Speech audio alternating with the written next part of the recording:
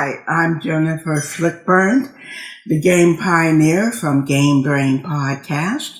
I'm here today to talk with you about Coffee Traders, a new game from Capstone Games.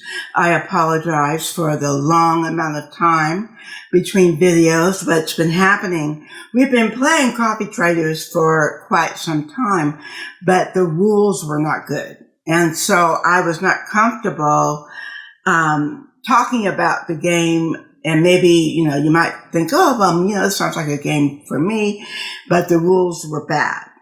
So just a day or two ago, they released an FAQ and a RADA for the rules. So if you do buy the game, and it's expensive. I paid $90 for my copy. At least you'll be able to understand how to play. And I think that's important, of course.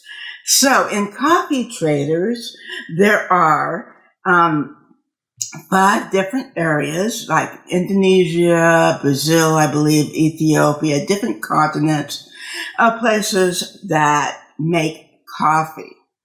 So each of these areas have spaces for your plantations, and they also have trading spaces. They also have spaces for your buildings here, and you're going to harvest the coffee, and then you're going to fulfill contracts, perhaps, with the coffee, or you're going to sell your coffee to coffee houses like Starbucks. So, in the game is not highly interactive, but you do care about what people are doing, particularly since certain areas are going to develop kind of like Wildcatters, which is the designer's previous games. Certain areas are going to develop as more competitive than other areas. So, in the game, there are the work phase and the worker pool, which is basically part of this phase. Then they're what they call the traders and contractors. I would have called it traders and builders, because the contractors here don't have anything to do with the contracts over here. So it makes it a little confusing. Then you're going to harvest, and you're going to put your harvest into your warehouse, and then you're going to either fulfill the contracts or you're going to sell the coffee, or both.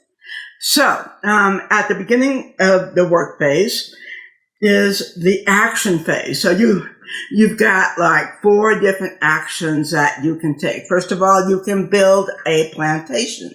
Now, during the setup, you're going to set up in 3 different areas. But as I mentioned, there are 5 areas that you could be in. And sometimes you might think, that area is kind of heating up. Maybe I really want to go over there.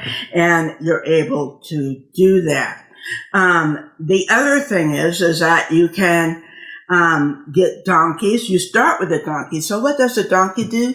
Well, your original plantations are level 1 plantations, so they're basic plantations. Well, if you put a donkey above that plantation, then you can do level 2 plantations. And if you put 2 donkeys above those plantations or use trucks, you can do level 3 plantations. And the levels don't matter when it comes to the actual harvest, but they do matter for potential victory points at the end of the game.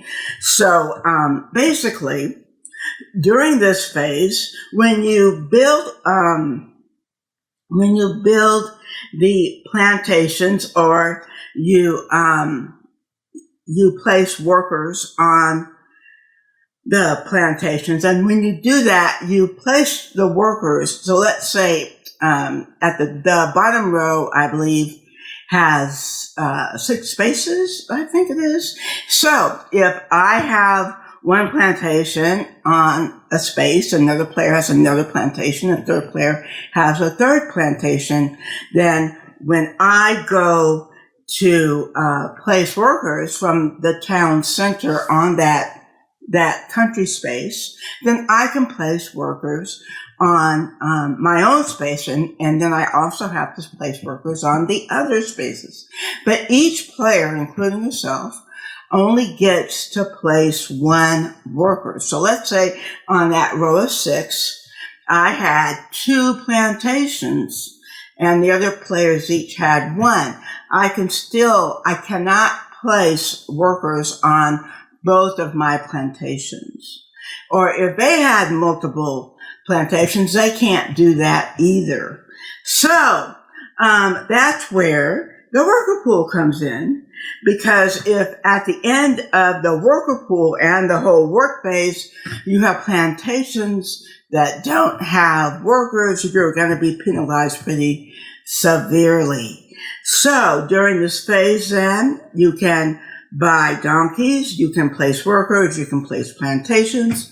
You can also get money. Money is pretty tight throughout at least the first 2 rounds of the game. The last round, not as much.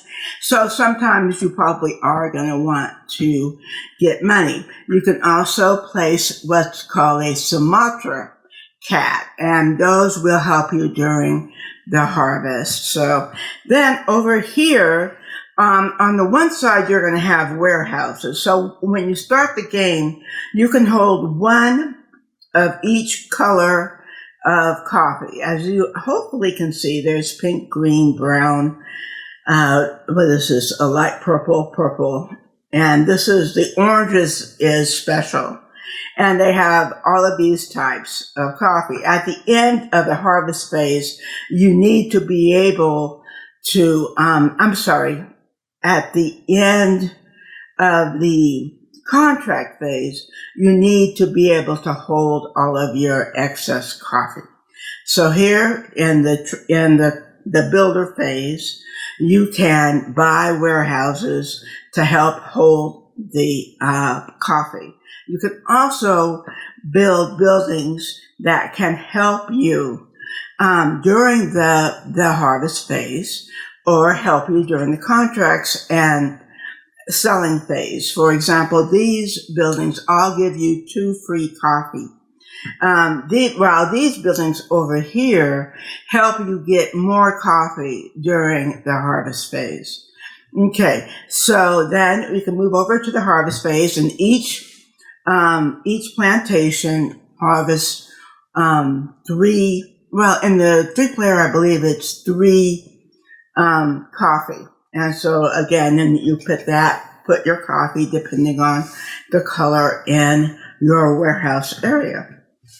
Then you fulfill contracts and sell. And so the contracts, the benefits of fulfilling the contracts are that you get various bonuses, okay, both for each contract and also for adjacent in the same column contracts. There's also a Terra Mystica style set that your player piece goes up on. That, for us, hasn't been much of a focus, and it feels tacked on. I think that's probably part of the game that I wish they would have simplified, because it just creates more what I call churn. So, okay, well, I'm doing this. Oh, yeah, well, I got to go over here and do this. And it didn't seem to be rewarding enough for all the effort. But yet, it's there. You need to be aware of it. Perhaps in your games, you'll find a better use for it than we found in our games. And then up here, this is another way of getting victory points. So the games lasted for us, for 3 players, about 2 hours, including the teach. I think I got the teach down pretty well. It's very procedural, you know what I mean? With the exception of the extra board, which is kind of why I'm just like, I don't know if that really was necessary. But we have thoroughly enjoyed it. It presents, we'll say, problems or challenges that you can see your way through, but it's certainly not a one-way fits all, or that everybody is competing to do the same thing better. This is more of being more aware of the board. It's a perfect information game. Everyone knows what everyone else has. And, that doesn't make it particularly cutthroat because the contracts are so different, and the contracts do award a lot of victory points. So after the 3 rounds, you have the final scoring. And what it is the higher level plantations give you more points that then are added together per player, and then whoever has the most,